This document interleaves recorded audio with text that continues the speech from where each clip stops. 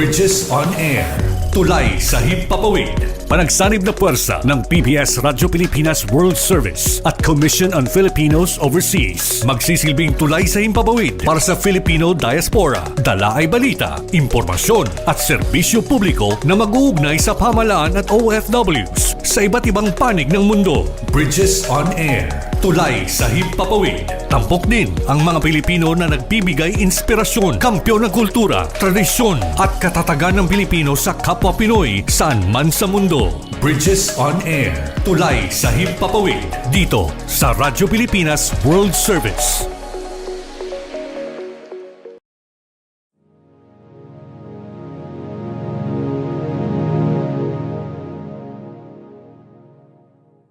Ang Commission on Filipinos Overseas o CFO ay kinagagalak na itanghal ang Bridges on Air kaakibat ang Radyo Pilipinas World Service.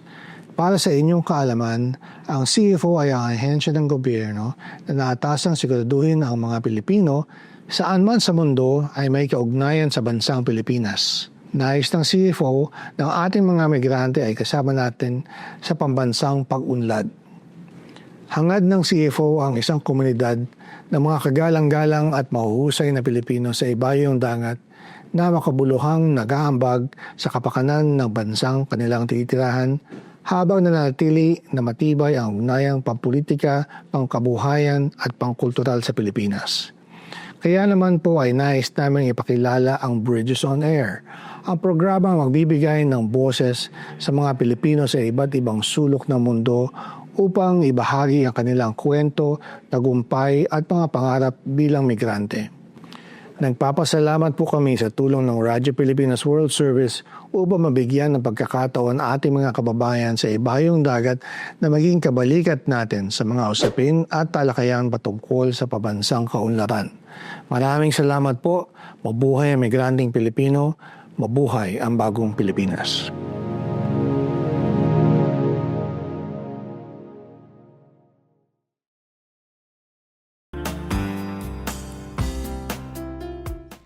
Magandang araw sa ating mga tagapakinig at taga-subaybay dito sa Radyo Pilipinas World Service. Narito na naman po ang isa na namang edisyon ng ating programang Bridges on Air. Isa po itong collaboration sa pagitan ng PBS Radyo Pilipinas World Service at ng Commission on Filipinos Overseas o CFO. Sa ngalan ng ating kasamang si Ray Sampang, ako po muna ang inyong makakasama from the end ng PBS Radyo Pilipinas World Service. Ako po ang inyong lingkod, Steph Vicente. At syempre, kasama pa rin po natin si Ares Gutierrez po ng Commission on Filipinos Overseas. Ayun. So, ito ang masasabi ko na aking debut dito. Kasi lagi akong nasa behind the scenes, BTS. Siya ang EP namin dito. Pero, syempre ngayon ay sub muna ako para kay Sir Ray. Pero sa mga hindi po nakakaalam, at lagi twice a week kaming magkasama ni Sir Ares kasi ako rin ang EP nila sa serbisyong CFO sa bagong Pilipinas. At syempre, siguro medyo i-promote na din natin dahil naging chorus natin dito sa Bridges on Air ang pinakabagong co-host ni Sir Ares, si Sir Jairus Madlangbayan. Ayan, hello kay Sir Jairus. Ayan, from Bridges on Air CFO community correspondent ay medyo upgraded. Level up siya. Siya na yung co-host, no? Pero syempre katuwang pa rin natin si Attorney JK Magracia sa ating production sa both programs. Kaya very thankful tayo kasi syempre ay patuloy na tumitibay ang samahan ng Radyo Pilipinas World Service at ng CFO para masilbihan at maserbisyohan hindi lamang syempre sakop ng mandato talaga ng Radyo Pilipinas World Service, hindi lamang mga OFWs kundi yung mga permanent residents na siyang mga clients ng CFO. Kaya nakaka-proud na maging bahagi ako ng both programs na syempre mas napapalawak yung pagsisilbi natin para sa ating mga kababayans abroad. So, Sir Ares, ano ba ang mga kaganapan, no? Bukod dun sa ibabalita sa atin ng ating correspondent for today, ano po ba yung mga kaganapan sa CFO na dapat maiparating natin sa ating mga tagapakinig? Napakaraming kaganapan sa CFO ngayon, tulad ng bukod nga doon sa ire-report ng ating correspondent na mga meetings with the stakeholders. Marami na rin nakikipagpulong sa CFO kung paano pagagandahin or paano bibigyan ng mga bagong polisiya na angkop sa yung mga permanent migrants. Kasi may tinatawag tayong permanent migrants, yun yung mga pumunta na sa ibang bansa para doon na manirahan.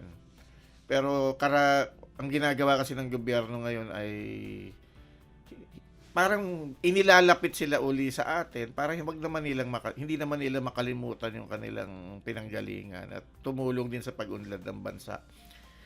Bukod pa ron, merong ongoing na registration sa CFO office sa Pasay para sa mga overseas absentee voters. So, yung mga kliyente ng CFO na pumupunta sa opisina namin sa Pasay para sa kanilang pre-departure orientation, mga guidance counseling programs, pwede na rin silang magparehistro for absentee voting. Kasi binuksan na ng COMELEC ang registration for overseas absentee voting para to sa sa susunod na halalan. At nakakatuwa yan kasi syempre, Sir Ares, ay karapatan naman talaga ng lahat na makaboto at nararapat din na hindi lamang yung mga nandito sa Pilipinas ang makaboto, kundi syempre yung ating mga overseas Filipinos working and living abroad. Kasi lahat naman sila ay kumbaga ay malaki ang contribution din dito sa ating bansa. Kahit wala sila dito ay meron silang naiaambag tulad ng remittances. Oo, tsaka malaking bagay talaga yung kung ako kasi dati din akong absentee voter. Yung parang yun ang pwede kong gawing direct action politically. Nagagawa ko yon by being an absentee voter. Ang nakakatuwa lang inoobserbahan ko yung evolution ng absentee voting dito sa atin. Nagsimula dati yan, naabutan ko pa yung old school na may kahon, talagang literally kahon ha. Tapos ihuhulog doon yung balot na susulat mo, yung iboboto mo.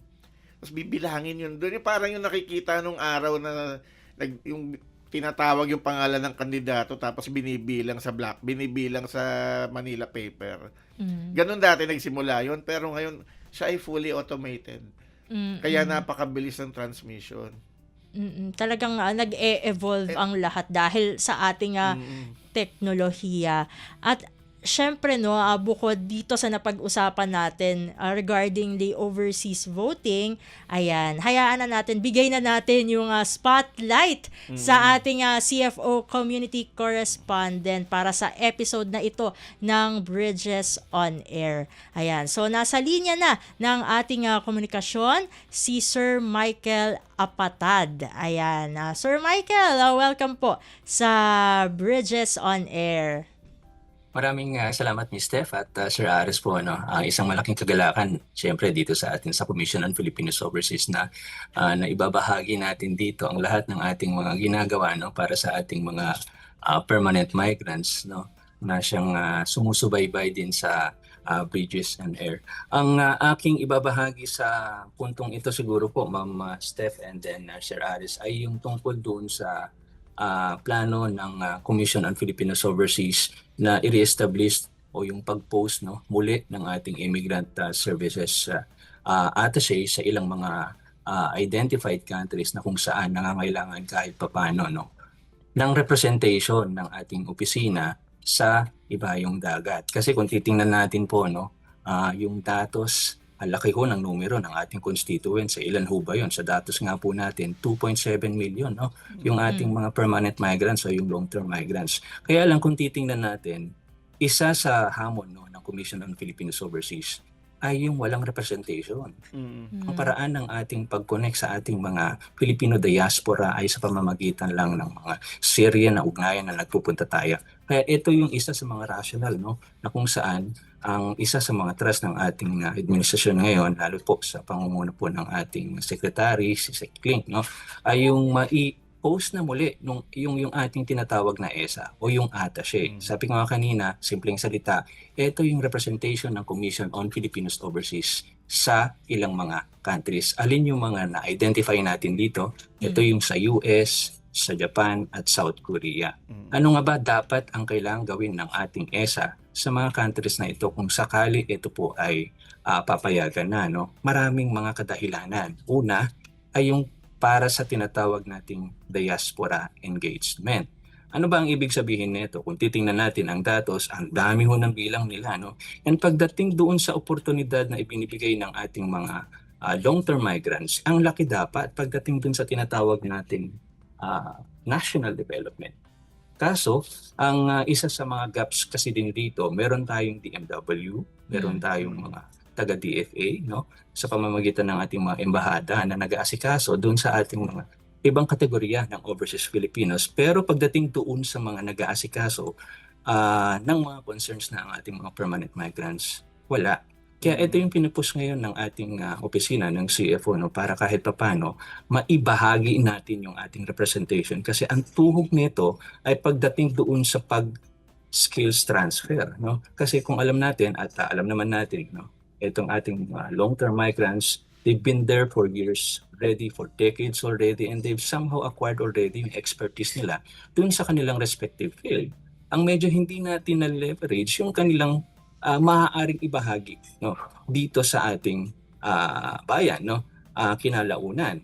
And ang isa sa hamon kasi niyan, syempre wala silang direktang nakakausap po, no, sa ating embahada. Meron po tayong taga-DFA, kaya lang syempre malaking bahagi din ng trabaho ng ating mga kasamahan sa gobyerno through our DFA ay yung pag-aasikaso nila doon sa consular at foreign relations. Yung ating mga migrant welfare officers naman ay para naman doon sa concerns ng ating mga contract workers, yung naandun on a contract basis, di ba? Now, who will have to attend din dito sa ating mga permanent migrants na talagang later on, malaki yung maaari sanang ibahagi. Ito yung pinakadahilan kung bakit kailangan tayong pumunta sa ibang bansa through this ESA. Now, para ma-facilitate yung tinatawag nating diaspora engagement, kasi nga kung titingnan natin din yung datos pagdating dun sa Lingkod sa Kapwa Pilipino program ng CFO, simula ito'y naipatupad po, ano, bilyon ang halaga niyan pagdating dun sa tangible at saka financial component ng donation drive na yan, yung philanthropic activities na yan. Now, para kahit papaano mapaigting natin yan, kailangan tayong maglagay, no, ng ating tinatawag na attaché. Not only that, pero syempre, ang isang component din po nito ay para doon sa tinatawag nating posibilidad na makapag-invest itong mga long-term migrants natin, no, pabalik dito sa Pilipinas. At ito yung pwedeng gawin ng ating attaché na pwede nating ilagay sa ating mga embahada. So ilan lang yun doon sa mga naiisip natin pagdating dun sa component ng diaspora engagement, no? Para kahit papaano sila na mismo yung directly makipag-usap, makipag-engage, and then syempre ito na yung pinaka-connect natin, no, para maibalik dito sa Pilipinas itong ating mga long-term migrants na kung saan pagdating po doon sa tinatawag nating malaking opportunity na pwedeng lang maibahagi sa Pilipinas ay mapapabilis. So yun yung tungkol doon sa isa sa rational niyan. At syempre, yung pagdating doon naman sa integration services, anong ibig sabihin po nito? Malaki doon sa chunk ng ating constituents yung marriage migrants. Ang isa sa complementary task na pwedeng maibahagi ng ating ESA para doon sa ating mga foreign officials na rin, no, overseas, no, Filipino foreign officials, no, through our embassies ay yung post-arrival services. Now, syempre, iba ho yung pangangailangan kahit papano pagka dumating na ho doon yung ating mga marriage migrants at yung mga kararating lang nating mga permanent migrants doon, syempre, sino yung kanilang lalapitan?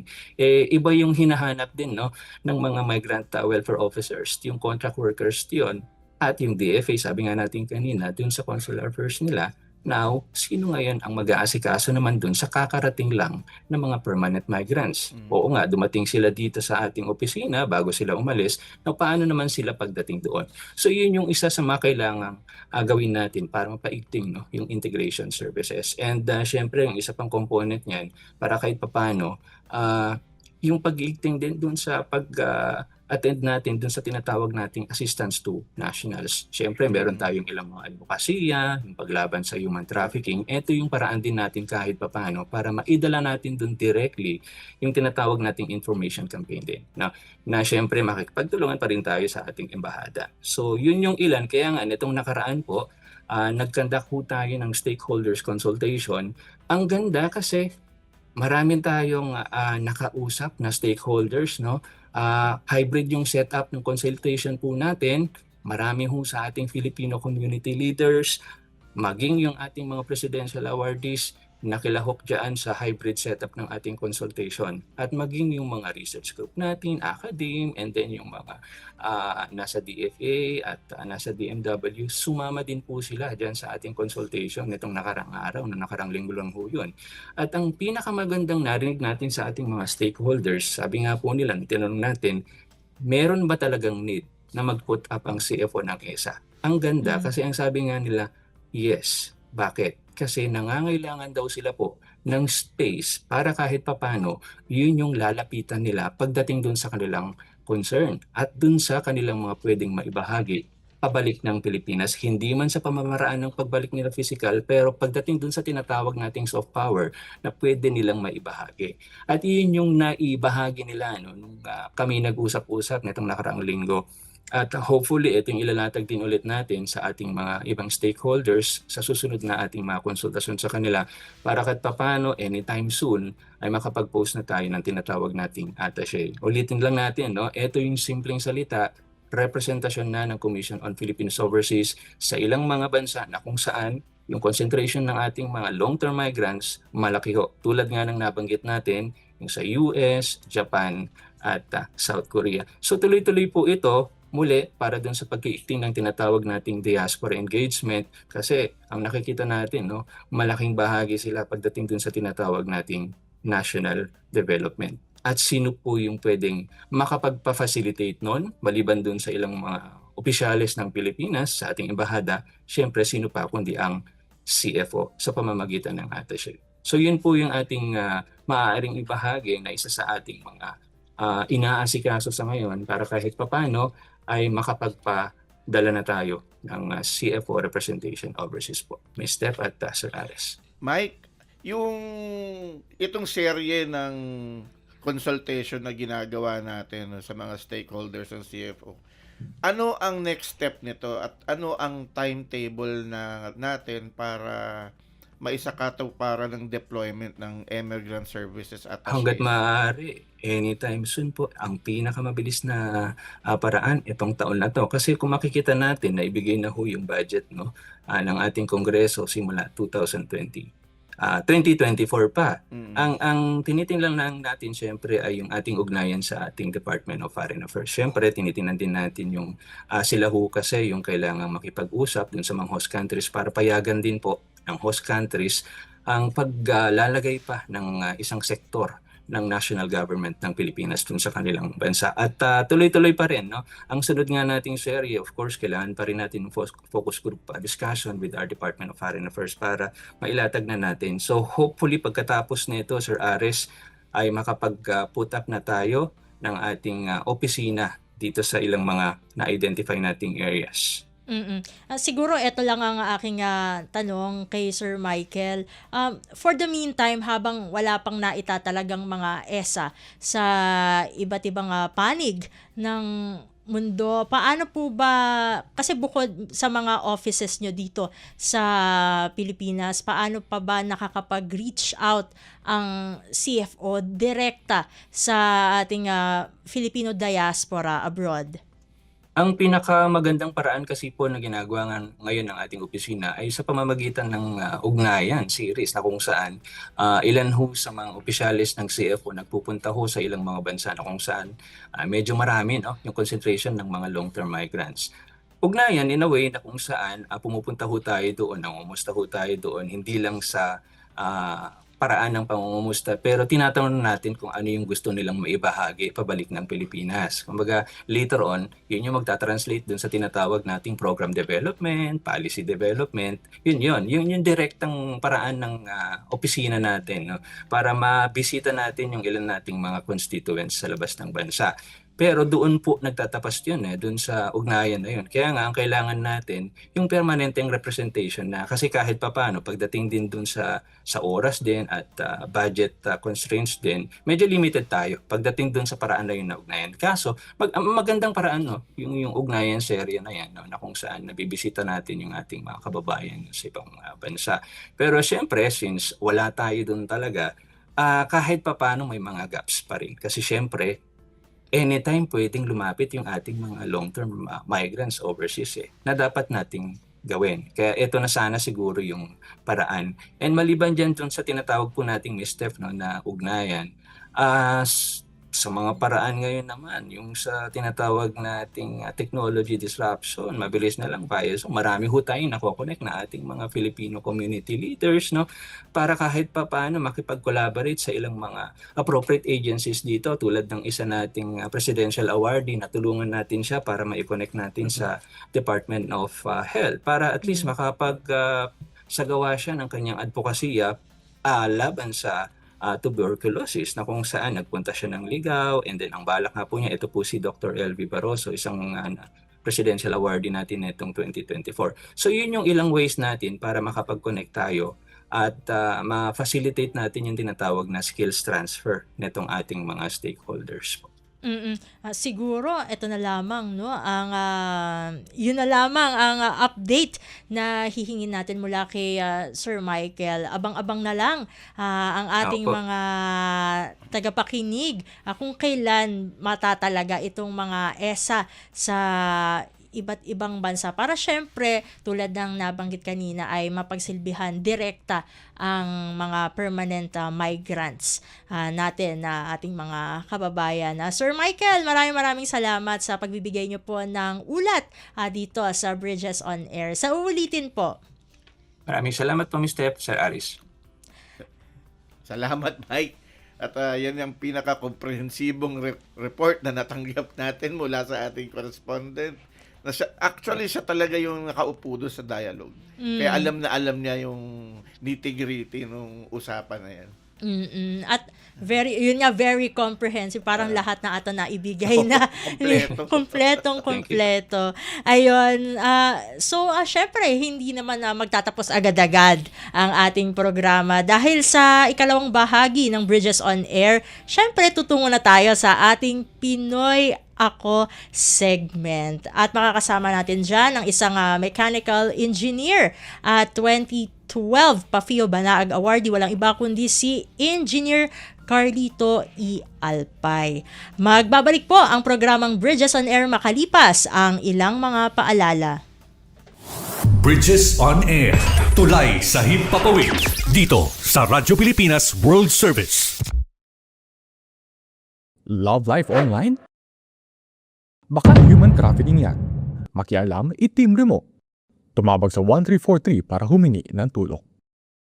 Paalala mula sa Interagency Council Against Trafficking. Mabilis ang trivia. Dagdag talino. Heto na ang Dagling Kaalaman. Alam mo ba na ang Pacific Ring of Fire ay tahanan ng mahigit 75% ng mga aktibong bulkan sa buong mundo? Matatagpuan ito sa paligid ng Pacific Ocean at dito nagaganap ang pinakamaraming lindol dahil sa patuloy ng paggalaw ng mga tectonic plates. Sa Pilipinas, bahagi tayo ng Pacific Ring of Fire kung kaya't madalas tayong makaranas ng pagputok ng bulkan at mga lindol. Mayroon tayong mahigit na 20 aktibong bulkan, kabilang dito ang Bulkang Mayon, Taal at Mount Pinatubo. Ilan sa mga pinakakilalang bulkan sa buong mundo. Kaunting kaalaman na malaking dagdag talino. Abangan muli ang susunod na Dagling Kaalaman. Pinoy Ako! Tampok ang natatanging galing at dedikasyon ng Pinoy na nagbigay karangalan sa inang bayan at nagsilbing inspirasyon at modelo sa kapwa Pinoy saan man sa mundo. Pinoy Ako! Dito sa Radyo Pilipinas World Service.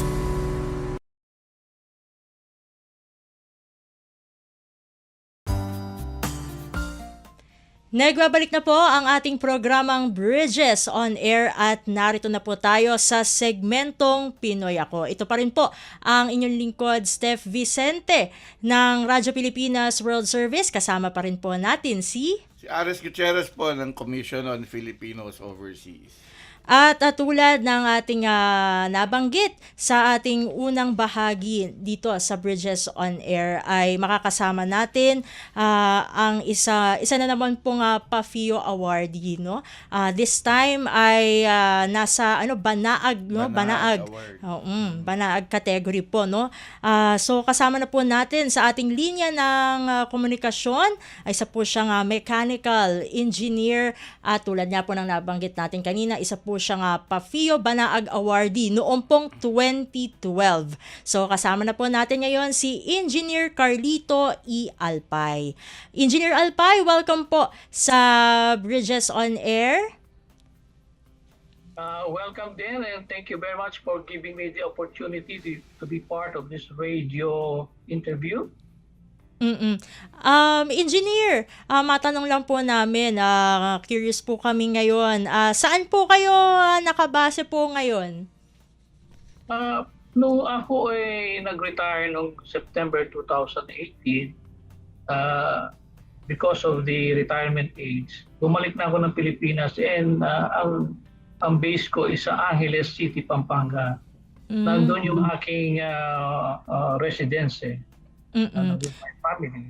But every now and then, nagpupunta ako ng Manila because of the activities in my organization and other personal activities. So aktibo pa rin po pala kayo sa Philippine Society for Mechanical Engineering? Yes, in fact, re-elected akong National Board of Trustee and currently holding the position of National Vice President for External Affairs. Last year, I was the Vice President for Internal Affairs for 2 years, previous year. And itong service namin sa society continues with passion, since involved kami heavily to advocate the profession, yung mechanical engineering profession. Alam mo, Steph, ito si Engineer Carl.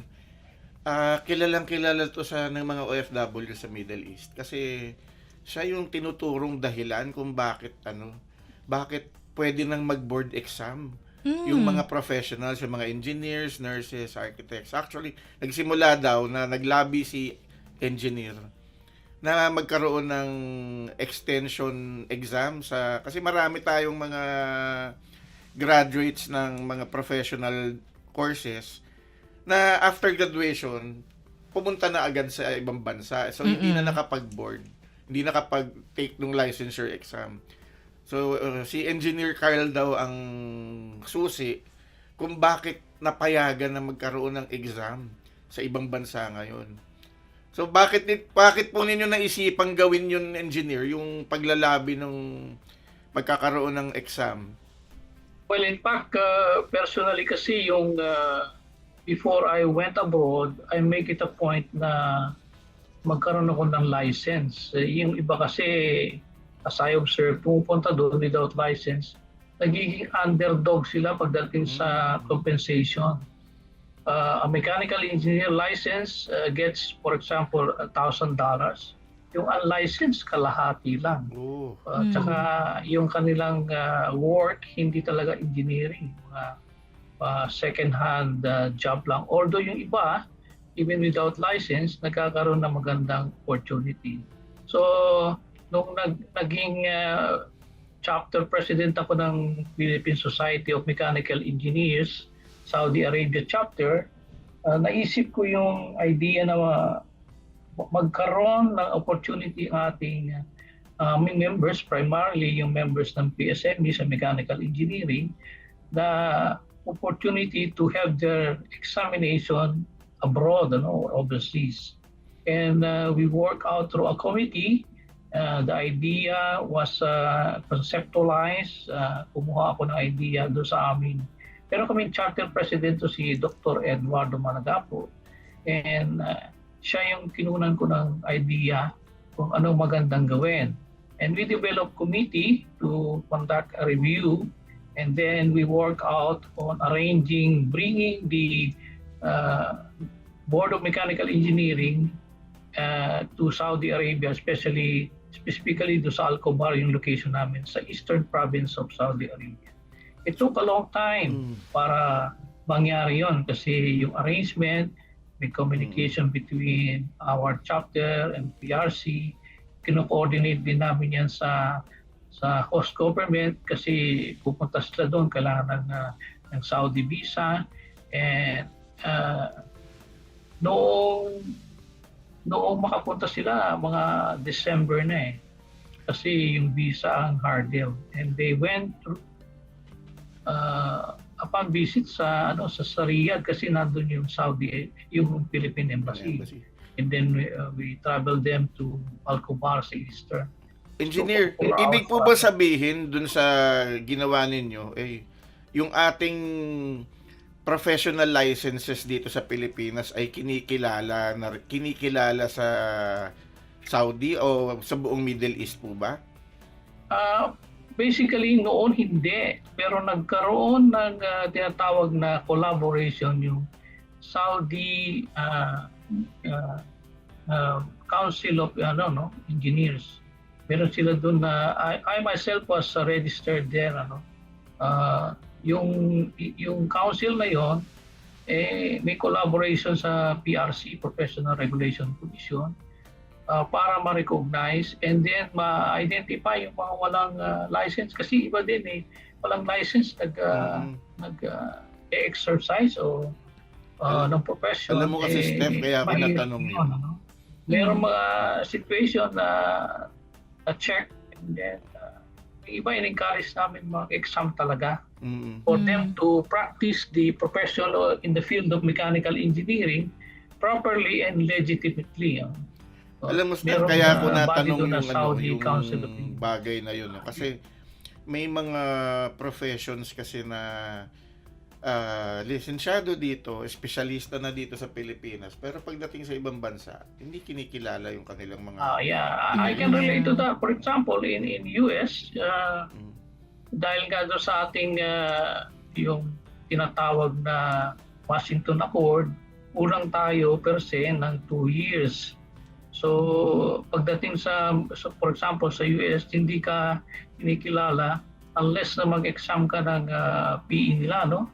Or mayroon tinatawag na waiver na equivalency through a certain legal entity. Nasubukan ko rin yun pero hindi ko nagagamit. Yung nangyari naman after ngayon kasi since a year ago, through the efforts of the PTC, yung tinatawag na Technological Council, Philippine Technology, nagkaroon ng agreement or approval yung ating bansa as one of the Washington Accord approved country. So yung related yan doon sa K-12 Yung K-12 nagkaroon ng IPAC na in fact yung bunso kong ang anak, first batch sila ng K-12. Diretso na sa college, nagkaroon pa ng 2 years para doon sa high school, from high school to senior high school, 2 years bago sila mag-college. And nagkaroon ng-adjustment naman sa engineering, yung 5 years, naging 4 years, but yung ibang discipline hindi na-maintain nila.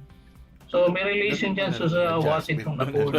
But sa Saudi Arabia, kinikilala nila yung license natin ng Professional Regulation Commission of Philippines. Even to other countries, nowadays we have, as you know, under the ASEAN framework, I myself got recently the ASEAN engineer title, registered yun, under the PTC. And there's another one, ASEAN Chartered Professional Engineer. This is a government transaction wherein under siya ng PRC. So itong mga ito, development is for upscaling and improving the professional level ng ating mga engineers. Dahil amin pong narinig nyo kung paano nyo po naisulong na makapag-board exam, no, yung ating mga professionals sa Saudi Arabia. Gusto lang po namin na malaman na Engineer Alpay, siguro syempre curious din ang ating mga taga-subaybay dito sa Bridges on Air. Paano po kayo nagsimula bilang isang inhinyero? Personally, ako dumaan ako sa hardship. Alam mo, hindi naman lahat ng Pilipino able financially, no? So I was a working student. Nung college ako sa Mapua Institute of Technology, yun yung aking school. And then ngayon, ang tawag niya Mapua University na. Working student ako noon, and talagang hard work. I even go to the site to just get some supplemental money before I can go exam. Wala akong materials. So sabi nga nila, sa haba-haba ng prosesyon, nakagraduate din. But then again, ang fruits of my labor, nung nandun ako sa Middle East, it progressed and I gained a lot of blessings. Which yung mga blessings na yun, binigay ko naman doon sa aking family. And apat na anak namin, 2 girls and 2 boys, lahat sila nakagraduate and they are all working. So yun ang nangyari sa akin. Talagang yung hirap, merong katapat na ginhawa. Pero kayo po ay nagsimula muna bilang engineer dito po sa Pilipinas bago po kayo nag-abroad? Yes, that's correct. Nung nagwo-work ako, yung work ko non-technical, but related siya sa construction, mechanical construction, because yung company is handling electromechanical construction in the US-based facilities dito sa Pilipinas, like sa Clark Air Base, sa Subic Naval Base, meron dyan sa Cavite, up to the north, meron silang project yan. Pero mainly involvement ko sa Clark Air Base and Subic Naval Base. So, after graduation, hinatag ako ng Vice President namin and he sent me to the field to really practice the profession. Nung araw na yun, kung makikita mo yun, medyo mataba na ako, no? Nung araw, parang akong yagit. Siyempre, payat na payat, dahil sa hirap. So, proving aside na-prove ko naman na worth yung pagkaka-deploy nila sa akin sa field. And I gained the reputation and experience.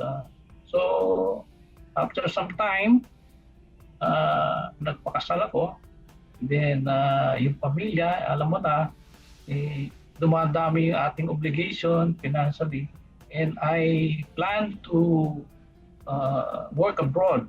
No? Yung pag-work ko abroad, nakakatuwa . Sinabihan lang ako ng father ko na pumunta ka doon sa CF de Rosario, meron doon piling. Because of my cousin, nag-work sa offshore sa UAE. Kaya nagpunta naman ako, nag-apply ako, and then after some time tinawag ako, akala ko po doon ako magtatrabaho sa UAE, but somebody pull out my file and a Japanese interview me. Japanese, yung interview is about a technology to be, karoon kami ng training sa Japan . Akala ko naman sa Japan din ako magtatrabaho, yun pala, dadalhin kami sa Saudi. So, the rest is history, no? Sa akin lang, sabi ko sa myself, I can work siguro 3 years, tama na. Pero dumating yung Cold War. Ganyan yata talaga, sir, kasi dati rin po akong OFW nung umalis Dumating, ako. Yung Sabi ko bahay 5 years. naka-loan sa SSS. Sabi ko parang hindi tama. Sabi ko ilaban ko na to. And then sabi nung presidente namin, yung kasing company doon sa Saudi, sa joint venture between the Saudi company and the Japanese company, applying the technology na tinraining namin, which is inside lining, pipeline maintenance yun. So, sabi ng may-ari, would you like to stay? Sabi ko, okay naman. As long as you give me the right package. Kasi siyempre, kagegera lang eh. At saka, kailangan natin ng upgrade sa compensation. Anong taon po ba kayo unang napunta sa Middle East? Say that again? Anong taon po kayo unang nakarapunta? Yeah, 1986. In fact, nag-training kami ng February to 3 months eh. February to April. And then bumalik ako ng Pilipinas to process the Saudi visa. Dumating ako ng May 1986 sa Saudi, sa Al-Kubar, sa Eastern Province. Unfortunately, Ramadan yun. And of course, the month of May is the month of my birthday. So paano di nag-fasting kayo ng birthday nyo? Sa Saudi kasi hindi ka makapag sa Ramadan na period. Yung dinner mo after 6 pa eh. So bawal kang kumain sa labas ng So yung mga restriction ng local. So anyhow, I survived. And from 1986, I went hanggang 2018. It is 32 years of my lifetime I spent in Saudi Arabia. Of course, I went to Eastern, to Central, and Western part of the Saudi. So doon ako lumabas sa Jeddah, which is the western part. Na-assign ako doon. Alam mo, Steph, kaya ako natanong yung year na pumunta si Engineer Carl sa abroad. At sinabi nga niya 1986. Ini-imagine ko lang kung gaano kalungkot doon na wala pang internet nung panahon na yun. Walang social media, walang chat, di ba? Pero walang internet, ang kalakaran doon to get in touch with the family, sumulat ka. Mga voice tape, di ba, engineer? Ilagay mo sa mail, So yung mail, after work, pipila kami doon sa post office. Gabi pa yun, pag Ramadan, iba rin yung timing. And then again, mayroon namang way na to get in touch, tumawag ka. And we use the coins. Mayroon mga telephone booths sa public, pipila ka naman. So, gusto mong ma-reach yung family mo at mag-see yung pila, medyo midnight yung timing. At saka, pero mo, haba ng pila. Pag nakuha mo na yung chance, kailangan paramihan ng coins yun para matagal. So, after some time, nabago yun dahil magkaroon ng connection via telephone talaga. You give your number and somebody will call you and connect you. Through US yan eh. Nawala na yung points na yun kasi lumabas na yung ibang system. Yun yung mga yun yung mga sakripisyo ng OFW na hindi nakikita padalas eh, yung sakripisyo ng paano makipag-communicate sa pamilya. Pero yung mga nasa construction, lalo na yung malalayo, nasa desert, mag-ano sila yan, magre-record sila through voice tapes. Order, Tapos i-mail nila yan or ipapadala sa umuuwing kasama. Yung iba naman, nakakatanggap ka ng tawag just to have a conversation, somebody to talk to, kasi malayo yung site, yung mga construction site, mga pipeline, mga desert, nasa desert yan. So, talagang nakakalungkot. Kami luckily, nandun kami sa city, yung community of Filipino nandun talaga eh.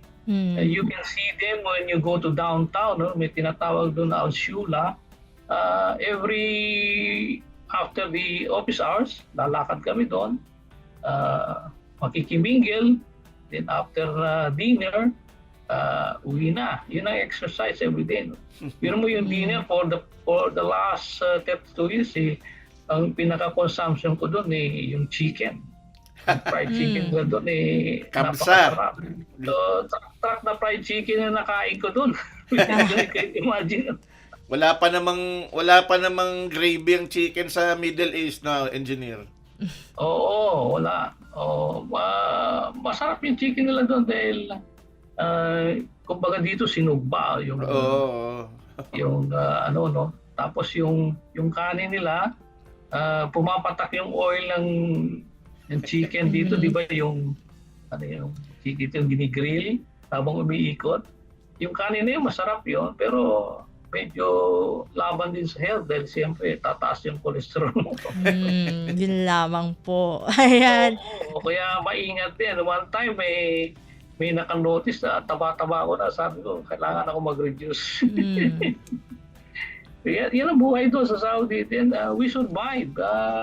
In fact, ang pinaka-delikadong part ng stay namin doon nung nagkaroon ng crisis, yung first crisis, yung Gulf War.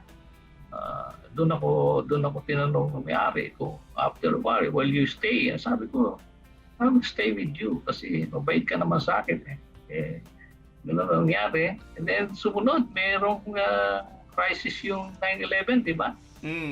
So, Yung War on Terror. Heavily kami sa community, support kami doon. Ako yung naging overall chairman nung tinatawag na Operation Likas. So, coordination sa kanya, sa government ko natin, sa embassy. Oplan Likas ang tawag nun. May contingency plan kami. Yung mga tao sa Eastern Province, manage namin paano yung exit and entry and ano yung place na safe. So parang kayo po ang nag-coordinate ng evacuation ng mga OFWs nung pumutok yung... Yes. May contingency plan Oo. Somewhere meron diyang place sa papuntang Riyadh sa Central na merong water, merong vegetation. So hindi tayo magugutom doon yung mga magkano. Sumunod noon, noong 2003, meron namang crisis.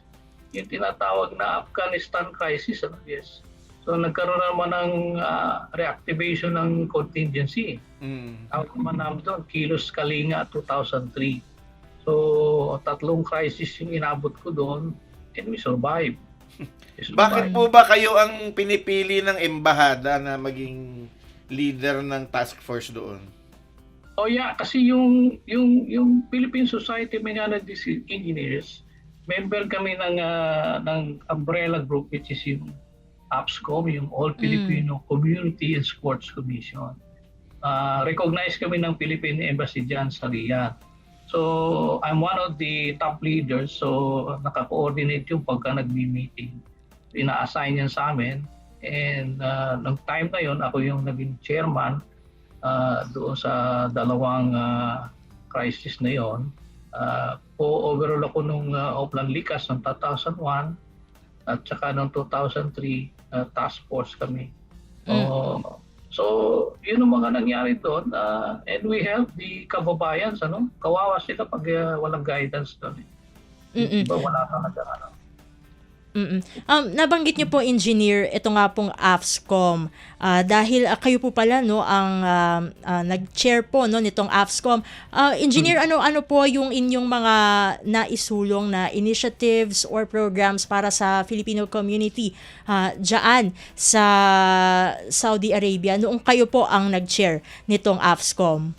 That's a good question. Yung APSCOM kasi mayroong sports, may community, mayroong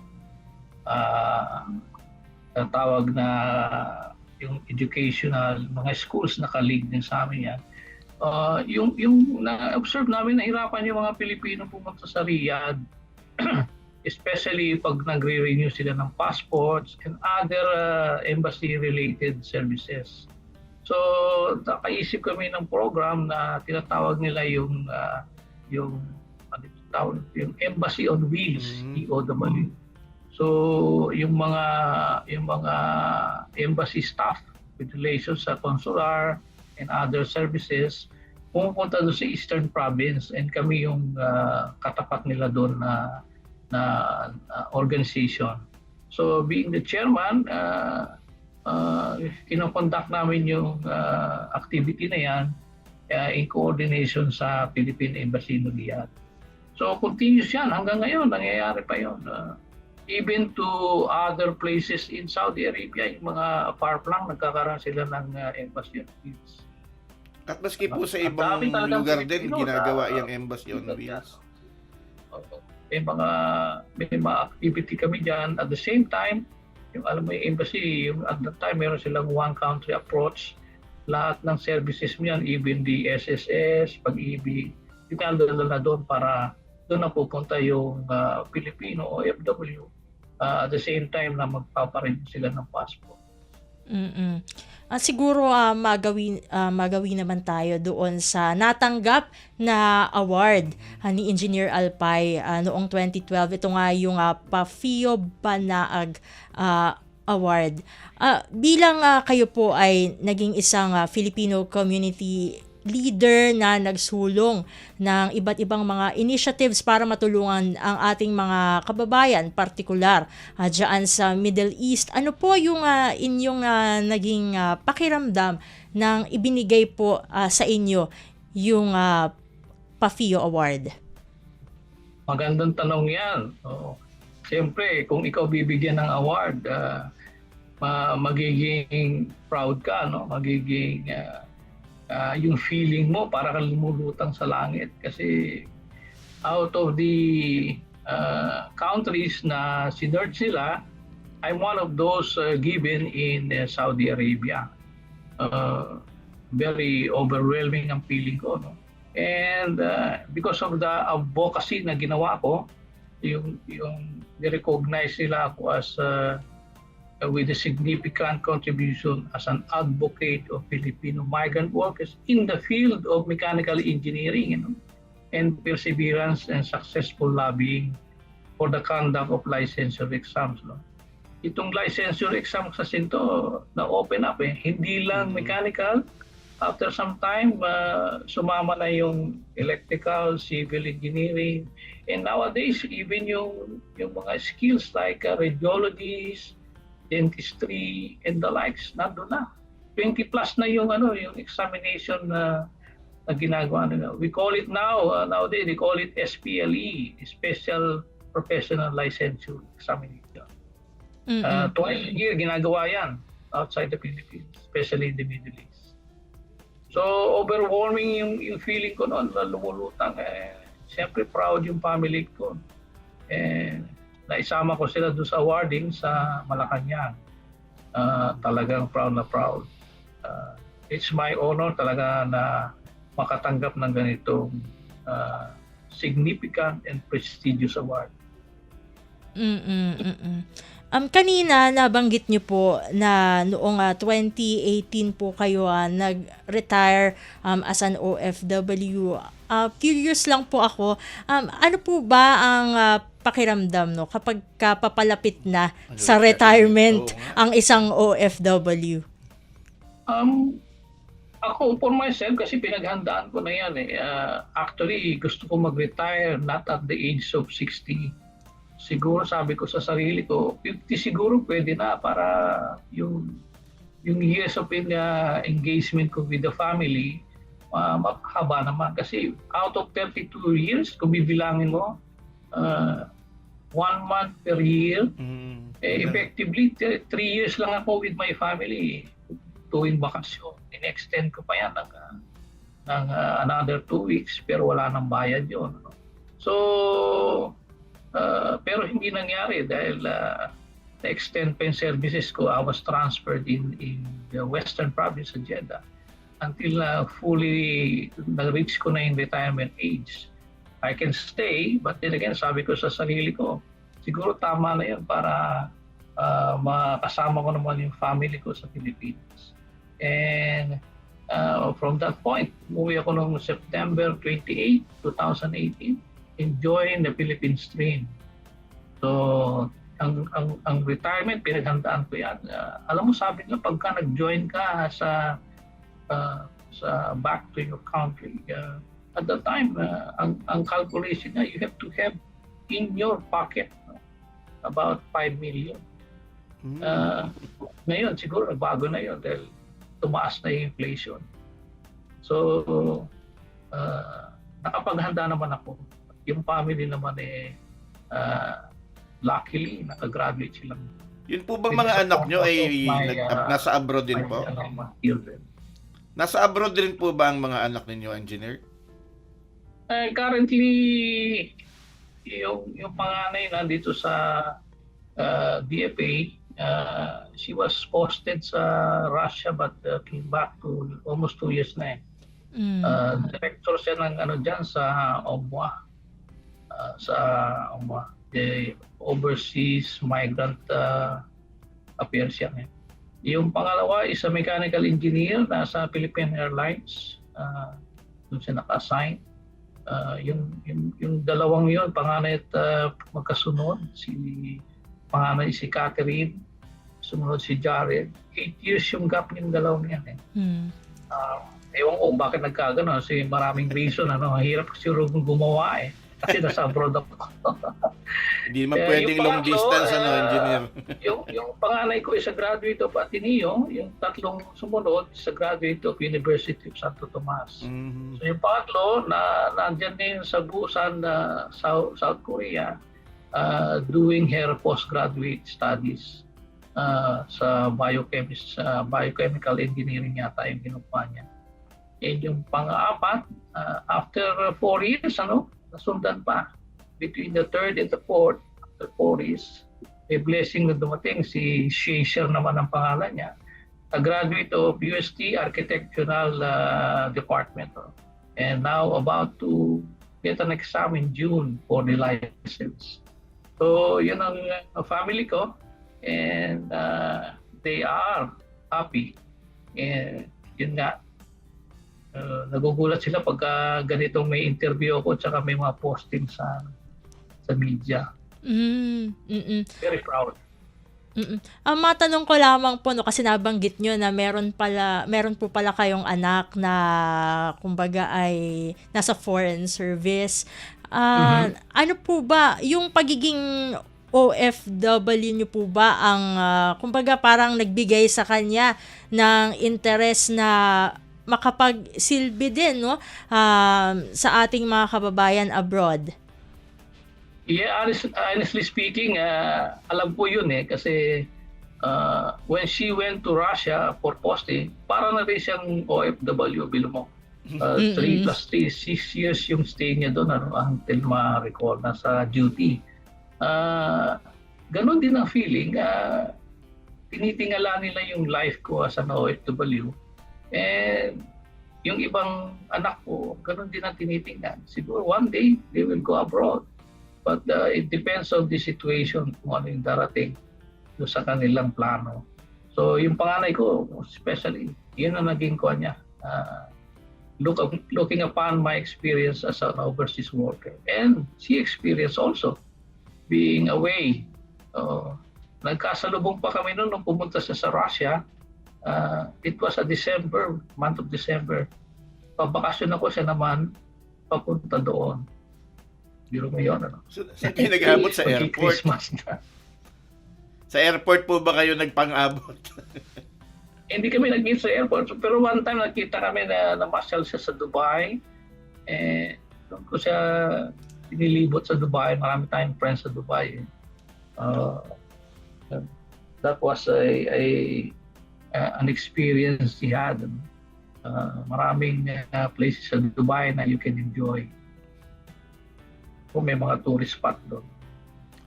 Engineer, nung pag-retire nyo po, sabi nyo pinaghandaan nyo yung retirement. Anong paghahanda po ba yung ginawa ninyo? Nag-invest po ba kayo sa money market, sa securities, o nagtayo po ba kayo ng negosyo? Ano po bang ginawa niyong paghahanda sa inyong pag-retire? Well, primarily, mayroon akong balak magtayo ng kumpanya pero hindi ko tinuloy. Hinihintay ko yung aking younger son na maging architect. But then again, I'm a practicing mechanical engineer meron akong license as a professional. So nagagamit ko yan as a professional mechanical engineer. Yun ang mga investment, may mga counting investment na secured. One day magkakaroon ng dividendo, kahit sabi nila pagdagdag sa daily meals natin as time goes on. Hindi malaki yan pero secured. Ito po yung financial securities po ba? Yes. No? Maliliit lang. Pero may nag-put up po ba kayo ng business dito sa atin? Abay ka pa doon? Nagtayo po ba kayo ng mga negosyo? Hindi nga natuloy eh. Hindi pa nga natuloy. Yung sinasabi niyo yung company. Yung kasing negosyo sa Saudi kasi kahit engineer ako, parang para ka rin namang salesperson. Yung mga presidente ng kumpanya, ganyan din ang function. So we interact. We can do some side selling. Hindi naman malakihan. Ayun, mukhang tayo'y sinesenyasan na ng ating team. Pero bago natin pakawalan, ito nga si Engineer Alpay, syempre dahil nakikinig sa atin ang ating Filipino diaspora, ang ating Filipino communities around the world. Syempre nais po namin malaman po ang inyong panghuling mensahe para makapagbigay inspirasyon sa ating mga kababayan na kung hindi man nasa abroad na ngayon, kundi yung mga nagbabalak na mag-abroad. Go ahead po, Engineer Alpay. Maraming salamat ulit. Ang mensaheng may bibigay ko, ako naging overseas workers, but then again, sabi ko nga doon sa atin ako ng consultation meeting dyan sa CFO. Sabi ko yung encouragement na ibibigay natin, yung ating mga migrant Filipino, they have to contribute back to the economy of the Philippines. Yung iba dyan, for example, sa US, may nakausap ako. They are returning here as a retiree, and they want to contribute their treasure, their knowledge para makatulong sa country. Yung being away as a diaspora scenario, hindi yan permanente. Either you are a migrant or an OFW, nandun pa rin yung feeling na bumalik. Sabi nga nila, mas maganda yung there's no place like home eh. Mas maganda rito sa Pilipinas. So yung mga nagbabalak na mga pumunta roon, there's an opportunity, pero nagbabago na ngayon yung panahon. Hindi na gaya ng dati na yung sinabi mong greener pasture, maganda. Yung aking na iniisip, as a principal, kung lalabas ako ng abroad sa at least 5 times yung aking earning dito. Nangyari yun, pero hindi naman bigla. Pinagpaguran ko rin. I've been for 4 companies there in the Middle East. So, ulitin ko, yung mga gusto mag-abroad, pag-isipan nyo, yung mga nandyan bumalik kayo dito at mag-contribute kayo sa ating national economy. Marami pa mangyayari at hindi natin masasabi ano man yun ngayon at sa darating na panahon. Pero ang sasabihin ko, itaguyod nyo at tangkilikin ang ating bansa. Napakagandang mensahe para makapagbigay inspirasyon sa ating mga kababayan na yun nga, tulad ng ating nabanggit kanina, yung mga nasa abroad na at yung mga gustong mag-abroad. Muli, maraming salamat po, Engineer Alpay, sa pagsama nyo po dito sa programang Bridges on Air. Hopefully, hindi ito ang una't huli na makakasama po namin kayo dito sa programa. Maraming salamat po. God bless po at mabuhay po kayo. Maraming salamat din for the opportunity. I hope I have given our fellow immigrants or OFW a very good message and learnings sa aking experience. Maraming salamat po muli, Engineer. Ayan, at ating nakasama si Engineer Carlito E. Alpay. Siya po ay isang mechanical engineer at 2012 PAFIO Banaag Awardee. Ayan, kinulang tayo. Kulang ang isang oras siguro, no? Maraming magandang ikwento sana si engineer sa atin lalo ako ang interest ko talaga yung paano namumuhay yung OFW nung wala pa internet. At bilang isang millennial / Gen Z, kasi ako medyo napapagitnaan ako ng dalawang henerasyon na yun. Hindi ko ma-imagine yung sarili ko na walang internet. Oo. Kaya, syempre, curious ako kung paano ba, kasi medyo matagal po, di ba? Kapag yung sa sulat. Oo, yung ako nung nung OFW ako na meron ng internet nung panahon na yun, inip na inip ang buhay ko dun. Lalo pa nung panahon nila na wala talagang internet. Yun nga, no? Kaya talagang iba ang sakripisyo talaga ng ating mga OFWs at iba pang mga overseas Filipinos kasi natitiis nila yung ganon na sulat tapos matagal lang sagutan. Pero ngayon, dahil sa makabagong teknolohiya ay isang click lang ay may message na kagad mula sa inyong loved ones. At tayo, ito na naman, no? Matatapos na naman ang ating programa. Pasalamatan muna natin ang ating mga nakatuwang sa produksyon, sa ating master control. Nandyan si Sir Milo Jonella, sa ating Warcast. Nandyan naman si Hero Lucero. At nandyan din, no, katuwang din natin sa ating technical side, si Miss Justine Osias. Sa ngalan ng ating kasamang si Ray Sampang, ako pong muli si Steph Vicente ng Radyo Pilipinas World Service. Si Aris Gutierrez po ng Commission on Filipinos Overseas. At ito ang Bridges on Air. Bridges on Air. Tulay sa himpapawid. Panagsanib na puwersa ng PBS Radyo Pilipinas World Service at Commission on Filipinos Overseas. Magsisilbing tulay sa himpapawid para sa Filipino diaspora. Dala ay balita, impormasyon at serbisyo publiko na mag-uugnay sa pamahalaan at OFWs sa iba't ibang panig ng mundo. Bridges on Air. Tulay sa himpapawid. Tampok din ang mga Pilipino na nagbibigay inspirasyon, kampyon ng kultura, tradisyon at katatagan ng Pilipino sa kapwa Pinoy saan man sa mundo. Bridges on Air. Tulay sa himpapawid. Dito sa Radyo Pilipinas World Service.